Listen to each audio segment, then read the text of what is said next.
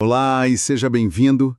Hoje a gente vai desempacotar uma fonte bem particular do espiritualismo brasileiro. O livro Missionários da Luz. Isso mesmo. A proposta aqui é seguir uma jornada completa, que a obra descreve, sabe? A gente começa entendendo como funciona a comunicação com o mundo espiritual, passa para as batalhas invisíveis que, segundo o livro, afetam nossa saúde, explora as ferramentas de defesa e, por fim, chega no processo incrivelmente complexo de recomeçar, a reencarnação. É como se fosse o ciclo de vida de uma alma, né? Em 4 estágios bem definidos. Exato. E o ponto de partida de tudo isso eu acho fascinante. É uma ideia que subverte totalmente o senso comum. O livro apresenta o plano espiritual não como um céu de descanso, mas como uma oficina incansável. Uma oficina, gostei disso. Pois é, a vida do outro lado é retratada como trabalho, como aprendizado contínuo e, acima de tudo, responsabilidade. A morte não zera o placar, entende? É uma continuação direta do que se vivia aqui. Exatamente, com as mesmas pendências e as mesmas virtudes. Nada de férias eternas, então. Bom, vamos começar pelo começo dessa jornada. A comunicação. Como é que 2 mundos, o nosso e o deles, se conectam? O livro descreve a mediunidade com um detalhe quase de manual de engenharia, né? Isso, um manual de engenharia. É impressionante a abordagem. Esquece aquela imagem de algo místico, vago. A descrição é de uma ciência espiritual mesmo. E o centro de tudo, segundo a obra, é a glândula pineal. Eles chamam de epífise. A pineal, certo. Para a medicina da época era só um órgão meio sem função, né? Mas no livro ela é a antena. Durante a comunicação, ela é descrita se transformando num núcleo radiante. Uma flor de luz, eu acho que li isso. Uma flor de luz, exatamente, que sintoniza as frequências dos 2 planos. Uma antena biológica. Mas o que me chamou a atenção foi que não é só tipo ligar a antena e pronto. A preparação do médium é descrita como se fosse a de um atleta de alta performance. Perfeito. É a melhor analogia. O livro detalha uma preparação magnética para proteger o sistema nervoso do médium do desgaste. Sério? Sim, eles falam em cuidar da energia celular, regular o sistema nervoso simpático, até gerenciar a produção de adrenalina. Nossa! É como uma equipe de boxe da Fórmula 1 ajustando o carro antes da corrida. Cada detalhe importa porque o gasto de energia é imenso e o processo é muito delicado. E não é um trabalho solo, né? Pelo que eu entendi, é uma colaboração a 3 no mínimo. Exato. No caso de psicografia que eles descrevem, é uma verdadeira coreografia. Tem um espírito que quer se comunicar, o Calisto. Certo. Ele toca o centro da memória do médium para, digamos, pescar as palavras e os conceitos que ele precisa para se expressar. Mas aí entra a figura do mentor, o Alexandre. E o que ele faz? Ele coloca a mão sobre a testa do médium, no lobo frontal, para, nas palavras do livro, controlar as fibras inibidoras. Peraí, fibras inibidoras. O que isso quer dizer na prática? Quer dizer que ele atua como um filtro de ruído. Ele impede que as opiniões, as memórias e a personalidade do próprio médium vazem para a mensagem e a distorçam. Entendi. Ele garante a fidelidade da comunicação. Isso, ele controla o que é do espírito e o que é do aparelho. É uma cirurgia espiritual extremamente precisa. Ok, então essa é a mecânica para uma conexão, digamos, positiva, controlada. Mas o livro dedica muito espaço ao outro lado da moeda, às influências negativas, e usa um termo muito forte para isso: vampirismo. Pois é. E a abordagem deles não tem nada a ver com a do cinema, o que é interessante. É muito mais próxima da microbiologia. Como assim? A ideia é que um vampiro espiritual é uma entidade que, por ociosidade ou maldade mesmo, se alimenta da energia vital dos outros. Mas o ponto-chave é que, assim como bactérias precisam de um ambiente propício... Eles também precisam. Exato. Eles também precisam de um terreno fértil.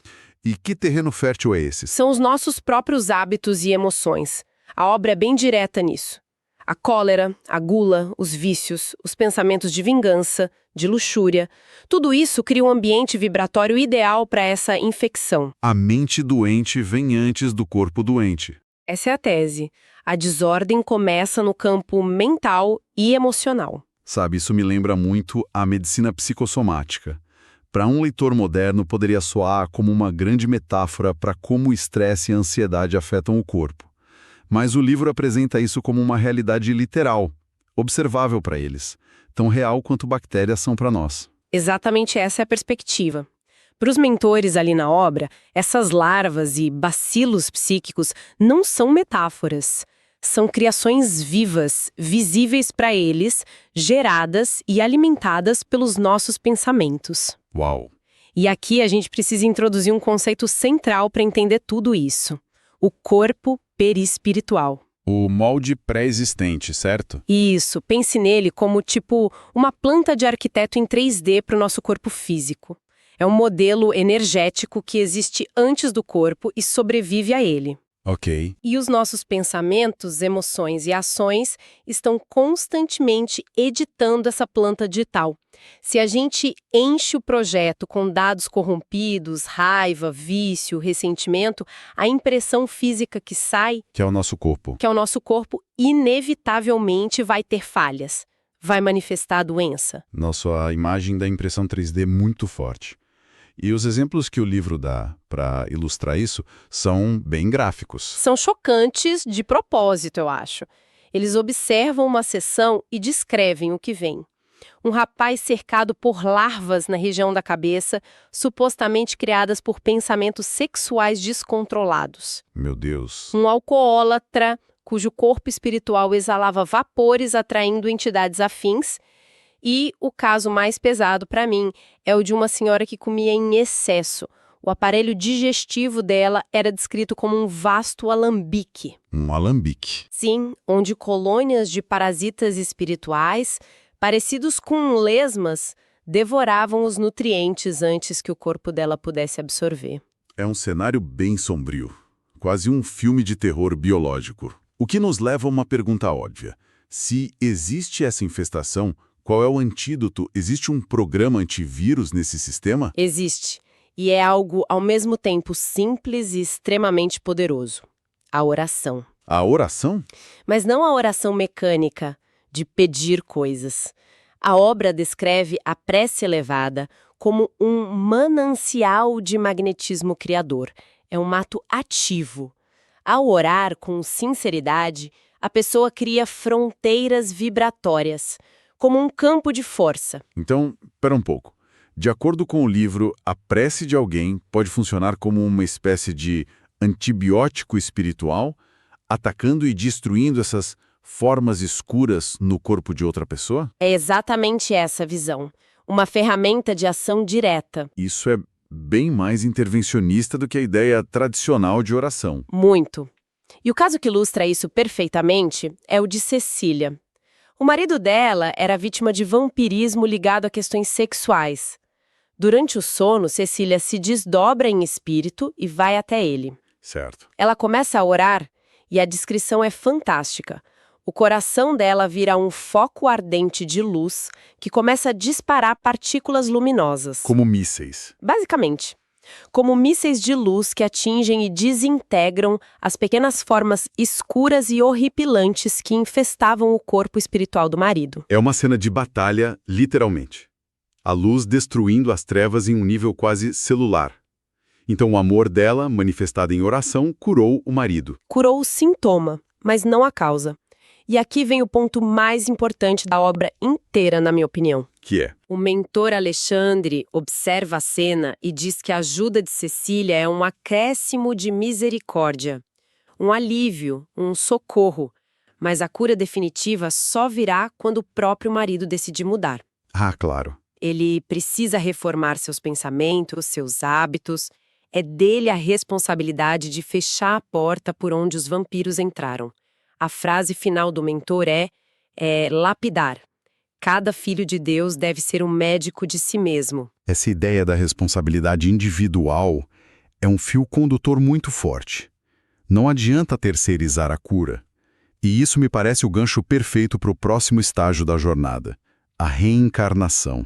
Totalmente. Porque se somos responsáveis pela nossa própria cura, isso deve ditar as condições do nosso retorno, certo? Com certeza. A reencarnação no livro não é um evento aleatório. É um projeto de engenharia kármica desenhado para resolver exatamente essas pendências que a gente não conseguiu resolver. O caso de Sigismundo é um drama completo. Conte um pouco essa história. Parece uma novela. E é. Numa vida passada, Segismundo, Adelino e Raquel formavam um triângulo amoroso. Segismundo, cego de ciúmes, assassinou Adelino para ficar com Raquel. Pesado? Muito. Agora, no plano espiritual, eles se reencontram. O ódio entre Segismundo e Adelino ainda é uma ferida aberta. Uma dívida, a lei de causa e efeito exige uma reconciliação. E imagino que a solução não seja simplesmente um pedido de desculpas. Qual é o plano de resgate proposto pelos mentores? O plano é audioso. Adelino e Raquel já reencarnaram e estão casados na Terra. A proposta é que Segismundo renasça como filho deles. Uau! A ideia é que o amor incondicional de pais para filho e o convívio diário seriam a única força capaz de transformar aquele ódio antigo em amor, curando os três de uma vez. Uma terapia de choque familiar, basicamente. Mas imagino que não seja tão simples. Nem um pouco. E o obstáculo é o livre-arbítrio. Os mentores tentam aproximar o espírito de Segismundo do casal enquanto eles dormem. Mas Adelino, mesmo sem saber quem é aquele espírito, Ele sente algo. ele sente uma repulsa instintiva, uma aversão profunda, e o repele. E o livro deixa claro, a reencarnação não pode ser imposta. A aceitação e a colaboração de todos são indispensáveis. Que fascinante. Então, mesmo do outro lado, o livre-arbítrio continua sendo a lei máxima. Como eles resolvem esse impasse? Eles precisam arquitetar o encontro. Levam o espírito de Adelino, durante o sono, para uma sala no plano espiritual, onde ele pode ter plena consciência do seu passado. Lá, o mentor Alexandre promove um diálogo. Uma intervenção. Quase isso. Mostra a Segismundo, humilde e arrependido, e explica o plano. É uma cena descrita como muito emocionante, onde Adelino precisa conscientemente confrontar a dor do seu assassinato e encontrar força para perdoar de verdade. E só depois do sim dele. Só depois do seu perdão é que o processo pode continuar. Então, depois que o perdão é concedido, o caminho está livre ou ainda existe uma parte, digamos, logística, quase burocrática, para realmente nascer de novo? Ah, sim. A parte logística é imensa. O livro menciona departamentos inteiros no plano espiritual dedicados a planejar as futuras formas físicas. São como arquitetos biológicos que desenham um novo corpo. Arquitetos biológicos. Exato, considerando as necessidades de aprendizado daquele espírito. E aqui eles introduzem um termo curioso: completistas. O que seria um completista? Seria alguém que, em sua vida anterior, aproveitou ao máximo as oportunidades do corpo físico para o bem, cuidou dele, usou para ajudar, para trabalhar. Essas pessoas, por mérito, conquistariam o direito de participar do planejamento do seu próximo corpo. Entendi. A maioria, no entanto, recebe um corpo planejado por esses especialistas, tá? E a ligação final? Como o espírito efetivamente se conecta à mãe? A cena final da preparação é muito simbólica. A forma espiritual de Segismundo, já miniaturizada e entregue a Raquel, a futura mãe, ela o acolhe junto ao coração e ali se estabelece a conexão magnética inicial. Certo. Mas o mais surpreendente é o que vem depois. Segundo o livro, a integração completa entre o espírito e o novo corpo não termina no nascimento. Levaria 7 anos para se consolidar. 7 anos? Então a visão do livro é que uma criança só está totalmente integrada ao corpo aos 7 anos de idade? Isso muda completamente a perspectiva sobre a primeira infância. Muda tudo. Sugere que a criança, nesses primeiros anos, ainda tem uma conexão muito forte com o plano espiritual, uma memória mais fresca de suas origens, é uma fase de adaptação delicadíssima. A alma aprendendo a pilotar seu novo veículo. Exatamente isso. Uau! Ok, vamos tentar amarrar tudo isso. Se a gente olha para essa jornada que a fonte descreve, saímos com uma visão do mundo espiritual que é tudo menos parada. É um lugar de trabalho constante. Regido por leis precisas de causa e efeito. Isso. Há uma engenharia complexa por trás de tudo, da mediunidade à reencarnação. E, acima de tudo, há essa conexão visceral entre o que pensamos, o que sentimos e a nossa saúde. Perfeitamente resumido. A responsabilidade é o tema central. Nada é por acaso e ninguém está abandonado.